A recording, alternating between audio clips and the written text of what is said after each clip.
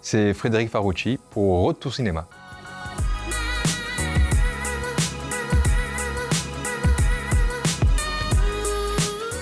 Je suis très heureuse de m'entretenir avec vous pour parler de La Nuit venue, un film magnifique. J'aurais aimé savoir comment l'idée de ce film était née. En fait, à l'origine, un de mes co-scénaristes était tombé amoureux d'une stripteaseuse, histoire cuisante, qui l'a tellement marqué qu'il a eu éprouvé le besoin de se documenter sur le quotidien de ces jeunes femmes. Et il a découvert que beaucoup d'entre elles sont également call girls, déjà, et que toutes ont un taxi attitré qui vient les chercher à l'issue de leur effeuillage pour leur apporter une sorte de sas de décompression, de sécurité aussi. Et du coup, il est venu me voir en me disant « Tiens, ça serait intéressant de raconter, faire une romance autour de ce couple étrange du chauffeur et de la stripteaseuse. » Alors moi, j'étais moyennement attiré par la romance pure, mais ce qui m'intéressait, c'était le contexte. Moi, j'aime beaucoup la nuit parisienne en particulier, le fait que la marche côtoie la norme de manière c'est beaucoup moins clivé que le jour. Paradoxalement, ce qui m'attirait beaucoup aussi, c'était le chauffeur de taxi, en fait. Donc on s'est mis à enquêter sur les chauffeurs, et il y a une légende urbaine qui revenait régulièrement, suivant laquelle la mafia chinoise équiperait de faux taxis, et ces taxis seraient conduits par des clandestins. Alors c'est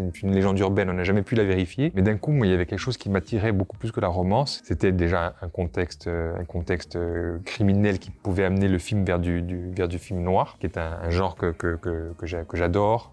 Parce que c'est souvent, sous couvert d'une intrigue criminelle, souvent on raconte une époque, un lieu, une société. Et par ailleurs, il y avait cette thématique de l'immigration clandestine, de ces chauffeurs que j'imaginais potentiellement esclavagisés. Et c'est un thème qui me touche énormément. L'idée originale plus les rencontres ont fait qu'on est arrivé finalement à La Nuit venue. C'est votre premier film. Comment on s'entoure artistiquement et techniquement? On construit ses équipes en faisant des courts-métrages avant le premier long. Et il y a des rencontres qui se font sur la base de discussions à partir du scénario. On s'aperçoit qu'on parle de la même chose ou pas, qu'on a les mêmes désirs, qu'on a la même vision du film. Et à ce moment-là, on se dit qu'on peut se travailler ensemble.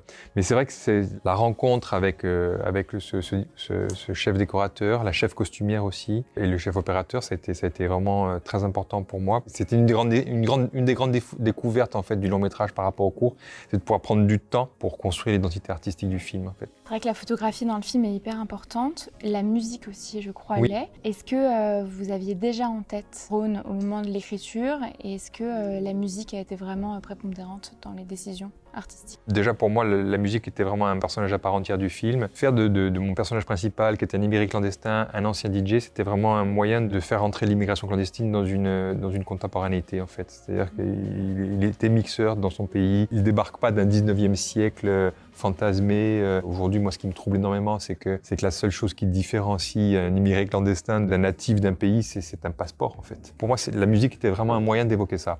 Donc c'était vraiment un personnage très important. Et assez tôt, mes productrices m'ont dit « Bon, mais de qui rêverais-tu en fait pour composer cette musique-là » Je leur ai dit « Mais Rhône ». Et le fait est que la semaine d'après, je déjeunais avec Rhône, qui était super enthousiaste sur le scénario et qui, pour la première fois, avait envie de s'investir dans un film de long métrage. Donc voilà, ça, c'était un petit conte de fées. Qu'est-ce qu'un festival comme Pluriel et des tables rondes comme ce matin autour justement de la place des acteurs asiatiques au cinéma? Qu'est-ce que ça représente pour vous? Je trouve que c'est très important qu'il y ait une démarche d'éditorialisation du cinéma d'une manière générale. Et donc les festivals sont souvent un moyen de le faire. Et là, en l'occurrence, l'angle adopté par le Festival Pluriel est formidable. Je trouve ça super de décider de programmer des films pour une raison particulière, qui est celle-ci, et d'aiguillonner un public sur des thèmes particuliers. Donc ouais, c'est super, je trouve. Quel conseil vous donneriez à l'enfant que vous étiez? De commencer beaucoup plus tôt. J'ai fait des études d'économie, j'ai fait des études qui n'avaient rien à voir, et je savais que je voulais faire du cinéma à 15 ans, mais je m'y suis mis 15 ans plus tard, donc ça serait pas de prendre de chemin de traverse et d'aller directement vers le désir.